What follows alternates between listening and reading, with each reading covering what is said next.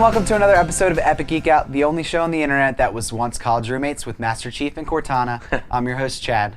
I'm your host, Rob, and now I feel old. But today we are going to be reviewing the new game, Halo 4. It's come to that, Halo 4. Yes. So as always, you can check us out over at Twitter at Epic Geek Out. Also subscribe to our YouTube channel. Like us on Facebook, facebook.com/epicgeekout. And also check out the website, www.epicgeekout.com. But let's get into our reaction of Halo 4.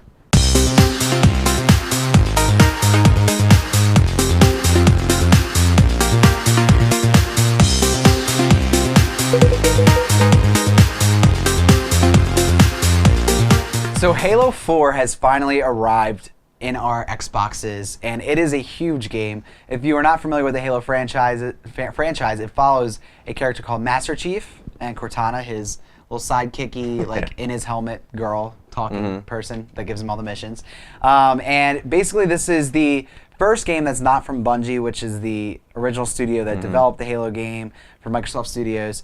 Huge tentpole for Xbox. It's an Xbox exclusive. It's now produced by 343 Industries, which is a branch created for Halo. It was a couple of people from the original Halo and from Microsoft, and they created this 343. So they had a lot to prove in this iteration. This is the first game in I think 2 games that we revisit Master Chief's story, because we had ODST and Reach. And those are the 2 in between, right? It's good to be back. So this follows 4 years after the last one, I believe, and they're floating in space. He comes back from cryosleep, much like the first game, and he has to fight kind of new enemies. There's still the Covenant, but now there's this new race, and a lot of new weapons, a lot of new stuff, but still has that Halo feel, I guess. So we got to play with both the multiplayer and the single player.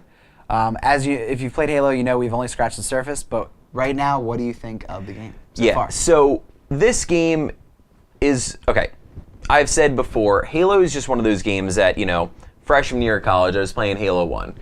The LAN parties. Because we were college roommates with Cortana and Master Chief. We were, and we just said, "Yeah, guys, go shoot some things."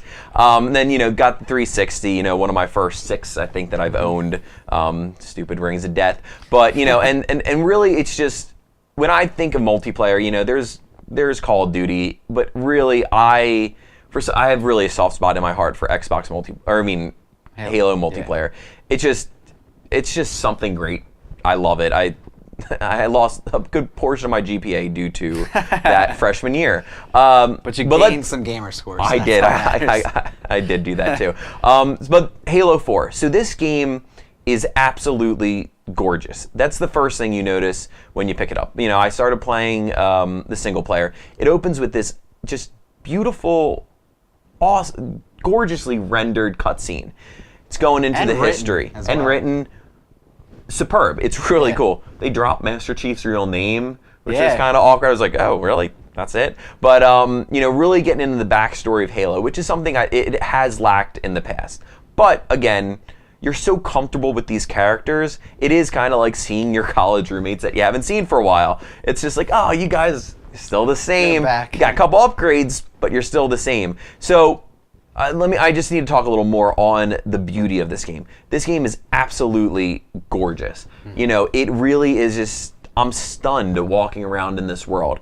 The way they set up your view, I'm of course playing on a decent 40-inch TV, and the way your view is set up, it's like you're looking out of the helmet. So maybe in the bottom left-hand corner, bottom right, top left, top right, you'll see like parts of the helmet, like especially when you're like running fast, it'll bounce a little, nothing too distracting, but it really gives you the feel that you are Master Chief.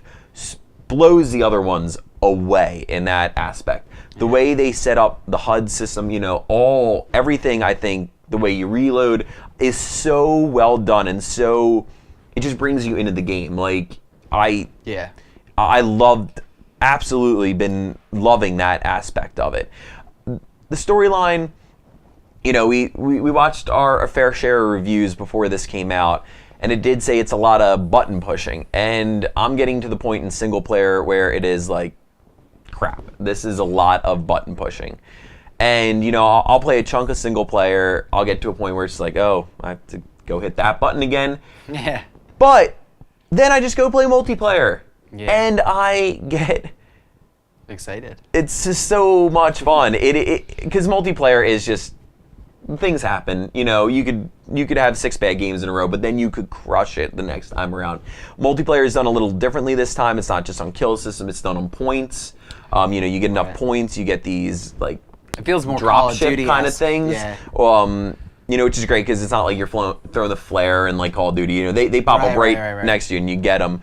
You know, just playing multiplayer, the bit that I have, it's reinvigorated my love for, you know, the first-person shooter genre, and just sitting down and playing that with friends. You know, it's great. I've really enjoyed it. The beauty of this game is worth checking out just alone, and then it's just a great first-person shooter. It is. It's a AAA title. I mean, you got to check it out. If you play the other games, you have to see, you know, where this story is going. And, you know, I think this is the first part of a new trilogy. Yeah. I'm right. Yeah. So, you know, you just got to play it. You're going to get your money's worth. If it was just single player, if it was just multiplayer, you're getting both for, you know, the $60. So you should get it. Yeah, it's a massive game. I agree wholeheartedly with the graphics part. This is a game that really can show off what the Xbox 360 can do, and I'm excited about that because it's been stagnant for a little while with games, I feel, and it's kind of nothing's felt real meaty. Yeah, you know? absolutely. And This reminds 343 me- did it. I mean, Yeah, they had a cool. big mountain to climb, and they tackled it well. I mean, this is Halo. It's AAA title. It's Halo. You know, and they didn't screw it up. They kept what's Halo. So as far as that goes, you know, take that for what it is. Agreed. Speaking about this game specifically, the storyline is really cool. I like that it's personal. You're kind of saving Cortana a little bit, which is awesome because, you know, I love her from the other games. So this is kind of like, you feel the stakes a little bit. Yeah, you're pushing buttons, but you're doing it for a reason. And they're different shaped buttons. Yeah. You know, and you kill things in between, so there's some satisfaction there. Nothing too revolutionary there with the single player, but, you know, it's Halo, and it is what it is.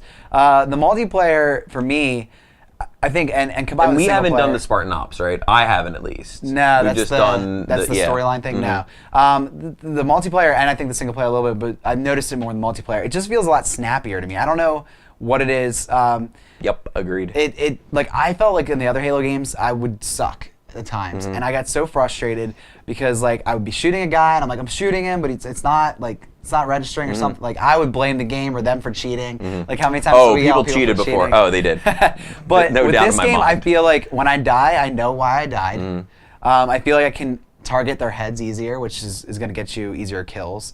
I love the fact that the weapons show up on the map. Like, you can see where they're going to be placed. Cool. And random then they loadouts too, yeah. And they're randomized, so like they'll disappear after a little bit. Because I was next to a weapon, I was trying to pick it up, and then it disappeared. I was like, crap. So basically, not like old games where you're in a circuit, like everyone circle knows where level, the rocket launcher you're running is. towards the rocket launcher. It's the same dash every beginning of the game. I love that because that adds so much new feeling to it, because before it was so much repetition. Like, the one level, you know, that's exactly where everyone's going to run in the beginning for the rocket launcher. And if you don't get there, you're pretty much customization too. Yeah, in this game. I like the customization. The loadouts are really cool.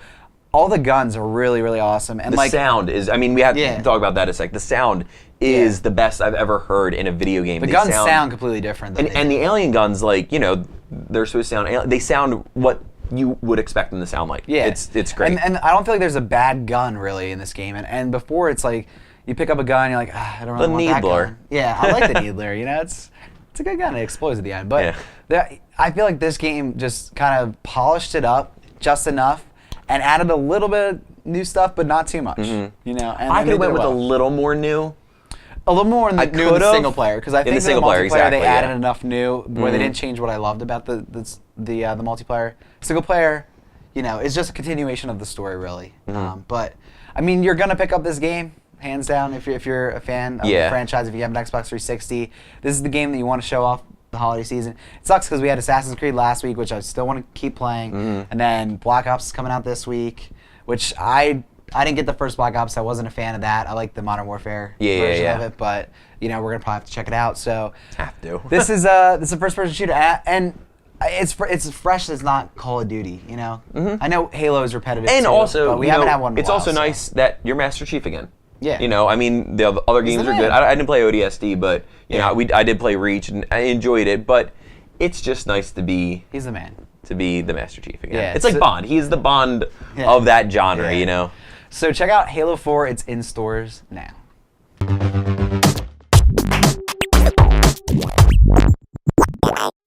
So you know what time it is. It's time for some thanks. So Robs, what's your geek thanks today? So it's my continued thanks from Tuesday. I thank the city of New Orleans in all its splendor. The one thing we did that was really cool down there that you can do anywhere in your hometown. It's true. Just got to download a little app, or you can just even use the computer. But we went geocaching while we were down in New Orleans. For those who don't know what geocaching is, it's pretty much an online scavenger hunt where you can use your phone. You know, we had the app, so it was easier. I don't know how you would do it without it, but basically you need a phone or a GPS.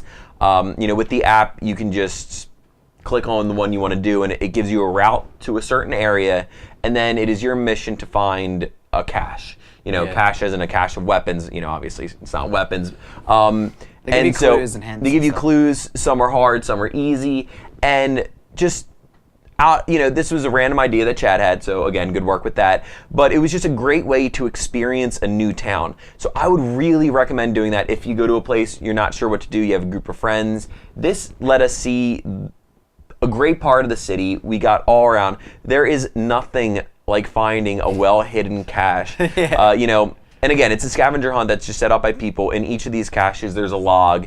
You know, you sign it, you date it. Some, you leave an item, take an item, kind of thing. It's just really fun. There were 4 of us participating. We did 4 different geocaches, and each of us found a different one at the different areas.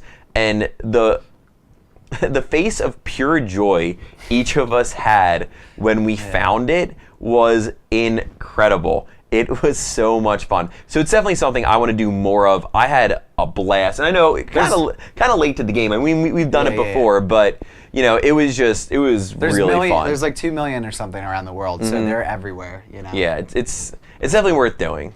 Cool. So my thanks. I started to read another book that I think slipped under the radar for me, but it's a trilogy that's coming out. The second book just came out this year. The third book's coming out in 2014. The movie rights are already bought by Ridley Scott. Oh, so, really? Yeah. He did Gladiator, right? Ridley Scott. Yeah, I think I'm it's pretty late, sure. so I'm not sure. Yeah, it is pretty late. But yeah, he bought the movie rights for that. But it's called The Passage, and it's pretty much right up our alley. I'm about, I'd say, a quarter to a third of the way through the book.